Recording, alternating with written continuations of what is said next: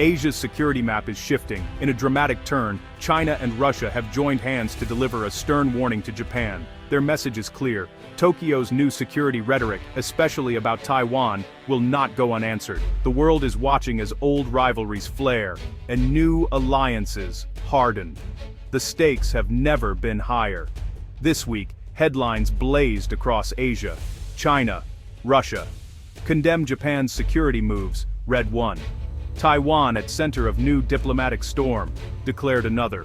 The language was urgent and unmistakable. Beijing and Moscow, two of the world's most powerful authoritarian states, are drawing a red line, their target, Japan's growing willingness to speak out on Taiwan.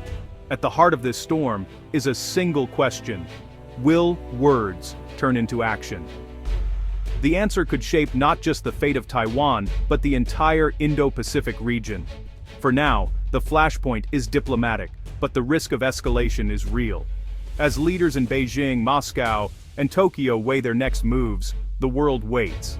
The coming weeks could decide the future of Asia's security and the lives of millions. Beijing and Moscow issued a rare joint warning to Japan this week, condemning Tokyo's comments on Taiwan and accusing it of interfering in China's internal affairs. The language was sharper than usual, signaling a coordinated hardline stance. Their message, Japan's new security posture on Taiwan, is unacceptable. For Japan, the message is chilling. Japan's relationship with China has always been complex. Historical wounds run deep, from the scars of World War II to decades of rivalry in East Asia. In recent years, those tensions have sharpened. Now, Taiwan is the focal point. Tokyo's leaders have become increasingly vocal about Taiwan's security. In parliamentary debates and public speeches, Japanese officials have warned that a Taiwan emergency is a Japanese emergency. They argue that any conflict over Taiwan would directly threaten Japan's own security. This is a dramatic shift from past policy, which was more cautious and ambiguous. China views these statements as a provocation. For Beijing, Taiwan is a core interest, an island it considers a breakaway province. Any foreign support for Taipei is seen as interference. Russia, too, has its own historical disputes with Japan, especially over the Kuril Islands.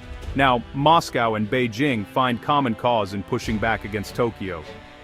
These rising tensions are not just about territory, they are about national identity, historical memory, and the shifting balance of power in Asia.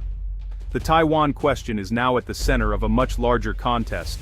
The recent meetings in Moscow were no ordinary diplomatic exchange. Top officials from China and Russia gathered in the Russian capital, determined to present a united front. The mood was serious. The agenda: how to respond to Japan's new security rhetoric, especially regarding Taiwan.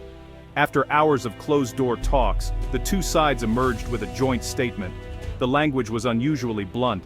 They accused Japan of destabilizing the region and following external forces, which is a thinly veiled reference to the United States. Both governments pledged to deepen their strategic partnership and to resist any attempts to change the status quo in Asia. Observers noted the symbolism. By meeting in Moscow, Beijing and Moscow signaled that their partnership is not just about convenience, it is about shared interests and shared adversaries. The tone was confrontational, aimed squarely at Tokyo and its allies. The message from Moscow was clear. Japan's new security stance will be met with coordinated resistance. For regional players, this raises the stakes and the risks. Japan is not acting in a vacuum. The world has changed. North Korea's missile tests, China's military buildup, and Russia's invasion of Ukraine have all pushed Tokyo to rethink its security strategy. The debate in Japan's parliament is intense. Should the country abandon its post-war pacifism? Should it prepare for a possible conflict over Taiwan? In recent months, Japan has announced plans to increase defense spending to record levels. New security agreements with the United States and other partners signal a willingness to play a bigger role in regional security. The government has also hinted at the possibility of acquiring counterstrike capabilities, something unthinkable just a decade ago. This shift has alarmed both Beijing and Moscow. For China, a more assertive Japan is a direct challenge. For Russia, it is a reminder of old rivalries and new threats. The US factor looms large. Washington encourages Tokyo's new posture, seeing Japan as a key ally in the Indo-Pacific. Tokyo's shift is not just about defense, it is about deterrence and about sending a message to both friends and foes. The stakes are high, and the risks are growing. The joint statement from China and Russia was carefully crafted. It was meant for two audiences. First, it was a message to the world. Beijing and Moscow will stand together against what they see as Western encroachment. They want to show that the days of unilateral US influence in Asia are over.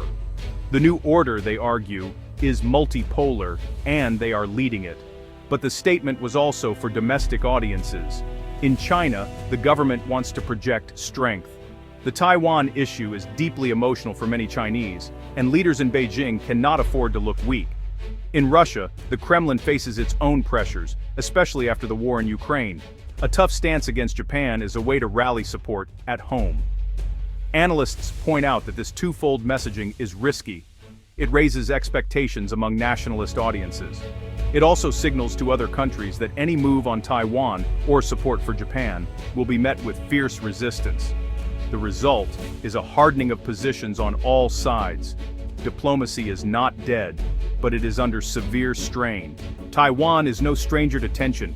For decades, the island has lived under the shadow of potential conflict. But, the latest rhetoric from Beijing, Moscow, and Tokyo has made the situation even more volatile. Taiwan's leaders warn that the risk of miscalculation is rising.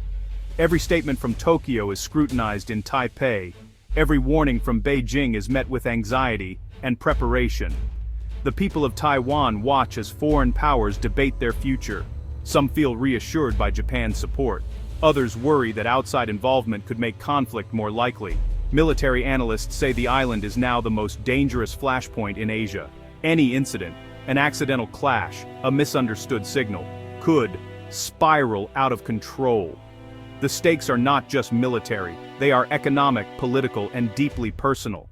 For Taiwan, the challenge is to survive as a democracy in a dangerous neighborhood. For the world, the challenge is to keep the peace. Diplomatic rhetoric is not just talk. Words can set the stage for action. The latest statements from China, Russia, and Japan raise the risk of miscalculation. Each side feels compelled to respond, to show strength, to avoid looking weak. Political analysts warn of a dangerous cycle. Hardline statements invite hardline responses, military maneuvers follow, and the risk of an incident grows. In the crowded seas and skies around Taiwan and Japan, a single mistake could have catastrophic consequences. The risk is not just military. Economic ties are at stake.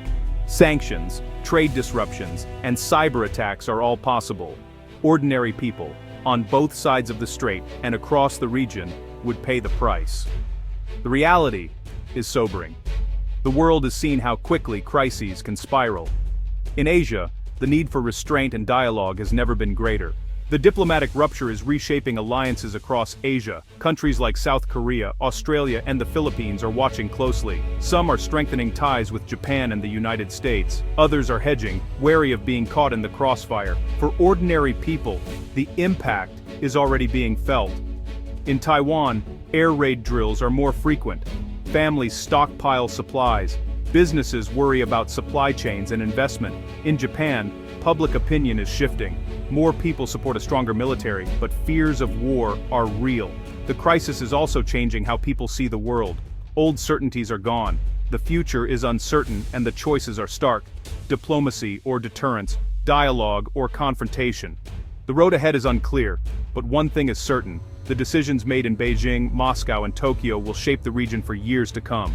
The latest confrontation between China, Russia, and Japan is a warning. Rhetoric is escalating. The risk of words turning into policy, and policy turning into conflict, is real. Taiwan is at the center, but the consequences would reach far beyond. Diplomacy is more urgent than ever. Leaders must find ways to talk, not just threaten. The people of Asia, and the world, deserve peace, not war. Public awareness is crucial. Ordinary citizens must understand the stakes and demand restraint from the leader. Or said forwardlier Dainarns was Burias. The flashpoint is real, but so is the possibility of peace. The next moves belong to the region's leaders and to all who care about the future of Asia.